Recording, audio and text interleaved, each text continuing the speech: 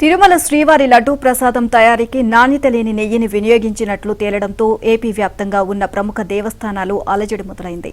విశాఖలోని సింహాచలం దేవస్థానంలోనూ అతి తక్కువ ధరకు వచ్చిన నెయ్యినే వాడుతున్నారు అని ఆంధ్రజ్యోతి పరిశీలనలో తేలింది. ఇక్కడ 6 నెలలకు ఒకసారి టెండర్లు పిలిచి ఎవరు తక్కువ ధరకు సరఫరా చేస్తామంటే వారికి కాంట్రాక్ట్ ఇచ్చేస్తున్నారు. ఈ క్రమంలో నాణ్యత గురించి పట్టించుకోవడం లేదు.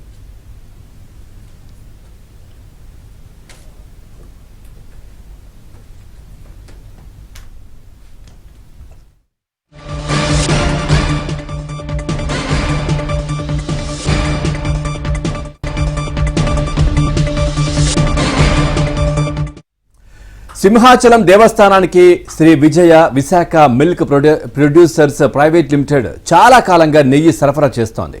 2020-21లో కిలో ధర 591 రూపాయల లెక్కన 54,000 కిలోలు, 2021-22లో 59,250 కిలోలు అందించింది.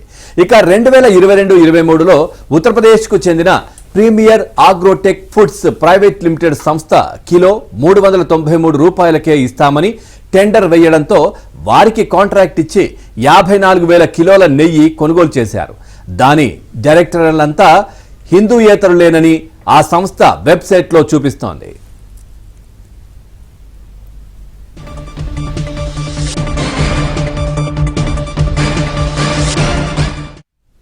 ఇక 2023-24లో విశాఖలోని సూర్యకుమారి ఏజెన్సీస్ కిలోకు 529 రూపాయల కోట్ చేయగా వారికి కాంట్రాక్ట్ ఇచ్చారు.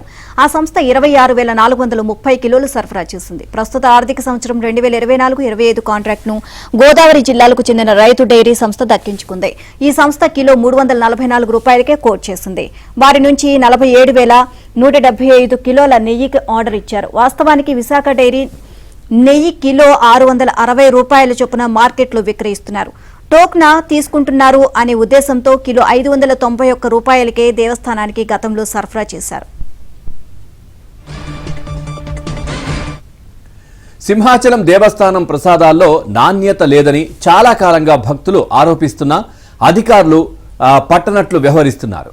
ఇప్పుడు తక్కువ ఖరీదు నెయ్యి వినియోగిస్తున్నారని తెలియడంతో సమర్థించుకునే ప్రయత్నాలు మొదలుపెట్టారు. సరఫరాదారు నుంచి నాణ్యత సర్టిఫికేట్ తీసుకుంటామని చినవాల్తేరులోని ల్యాబొరేటరీకి పంపించి నాణ్యతను పరీక్షించాకే తీసుకుంటామని చెబుతున్నారు. అయితే ఇక్కడి ప్రభుత్వ ల్యాబొరేటరీల్లో నామమాత్రంగా పరీక్షలు చేసి నివేదిక పంపుతున్నారనే విమర్శలు ఉన్నాయి.